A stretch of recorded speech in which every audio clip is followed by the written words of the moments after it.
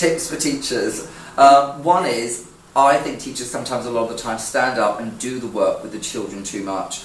I think it's very important that you sit down for part of the lessons during it and reflect and watch on the students to make sure they are aware of what they're doing and the steps.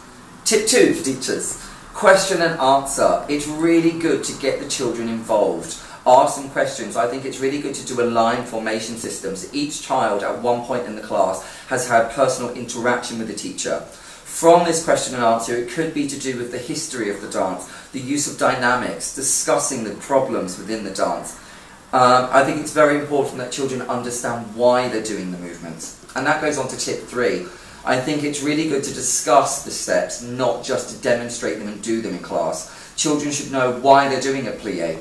What's it for? It's for the taking off of the landing and the pirouette. So much of the time I ask students why they do something and they don't know.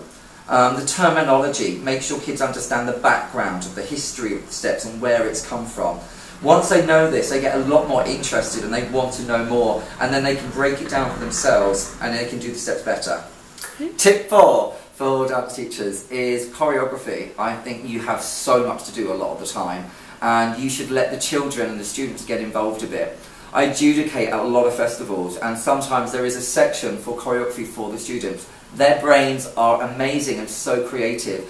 It's sometimes a really good idea to get maybe a few of them in the room together at the same time and give them a theme, give them the piece of music, and you narrate how they construct the dancing. And I think it would open up your eyes. You learn, they learn, and you get so much more done. I think competitions are really healthy for the children because it's part of their life skills.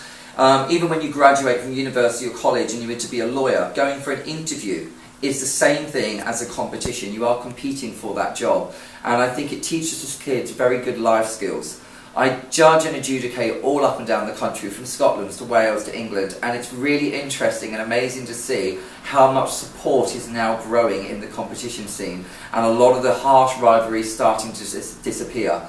It's so nice to see the camaraderie between children, and with Facebook they're all becoming friends, and it's opening up a whole new broad spectrum for children to learn new styles, meeting new choreographers. So I think it's fantastic.